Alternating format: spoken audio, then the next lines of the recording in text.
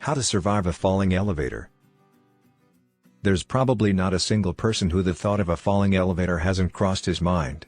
Now, comes the big question when you think about it: what should you do if you were ever trapped in a falling elevator?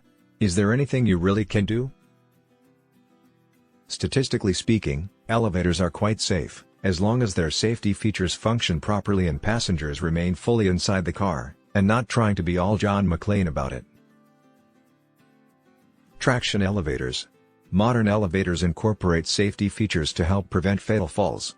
Traction elevators, which move cars up and down using steel cables, pulleys and counterweights, have a speed-sensing governor.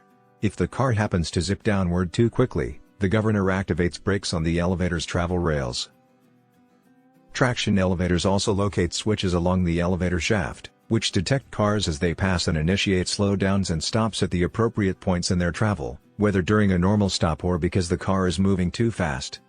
Each of the 4 to 8 steel cables in a traction elevator is strong enough by itself to hold the car, so no worries.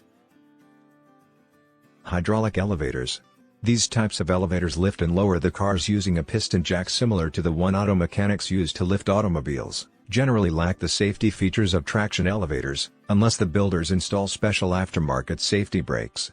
Although they are unlikely to fail, if they do, they are more likely to fail catastrophically than traction elevators.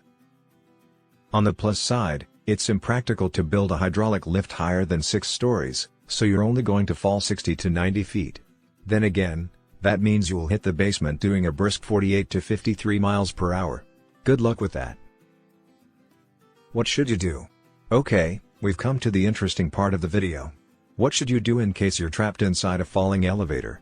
There are those who advocate jumping upward a split second prior to impact in order to reduce your impact speed. Sounds about right, no? I mean, that would be the first thought I'd have in such a scenario. The truth is, that the best speed reduction you could hope for would be 2 or 3 miles per hour. More likely, you'd hit your head on the ceiling and land badly, exacerbating your injuries.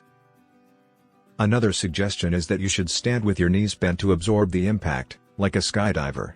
Theoretically, your legs would flex as you and the elevator touched down, spreading your body's deceleration over a longer period. It's unclear if such a strategy is really effective at high speeds, and research shows that you would likely be subjecting your knees and legs to greater injury risk at low speeds. This approach also keeps your body parallel to the lines of force, which increases the chance of bone breakage as you crumple to the floor under high load. So, it all comes down to this: the consensus view holds that your best bet is to lie flat on your back on the floor and cover your face and head to guard against debris. Hitting the ground floor in this position spreads the force of impact across your body. It also orients your spine and long bones perpendicular to the impact direction, which will better protect them from crushing damage. Your thinner bones, like ribs, might still snap like twigs, but you're picking your poison here. With that said, there are still several problems even with this approach. 1. Making gravy without the lumps. With your body positioned flat on the floor, your soft tissues including your brain and organs absorb the full impact. So, just imagine the consequences of a sudden stop at 50+ miles per hour. Not a pretty image. 2.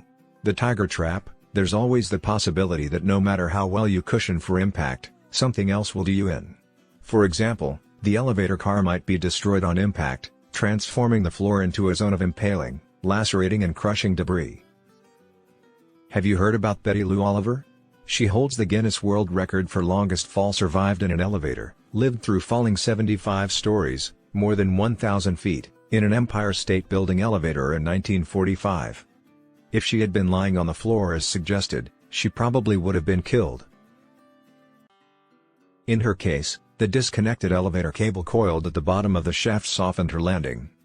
Some elevator shafts feature cushion buffers designed to soften the landing of an elevator that travels past its bottom floor, but these are not designed to catch free-falling cars. 3. Because you're free falling, in a falling elevator, you are in free fall relative to the car. In other words, you feel weightless and experience no force pulling you toward the floor. In order to lie down flat, you would have to find some way to pull yourself down and then hold yourself there without bouncing off the floor. Even taking all these factors into account, lying flat on your back, if you can manage it, is still probably your best bet for surviving a falling elevator. To summarize, your goal here is simply to survive, and the supine approach gives the best odds.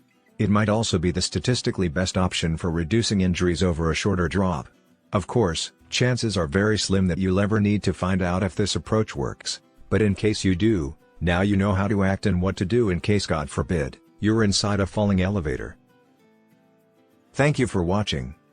Don't forget to like the video and subscribe as it really helps us out. On our channel, you'll enjoy more videos about off-grid, camping, survival and other interesting topics. Also feel free to visit our site for interesting articles on various topics as well as recommendations on highly popular, high quality, and useful products for everyday living, survival and more.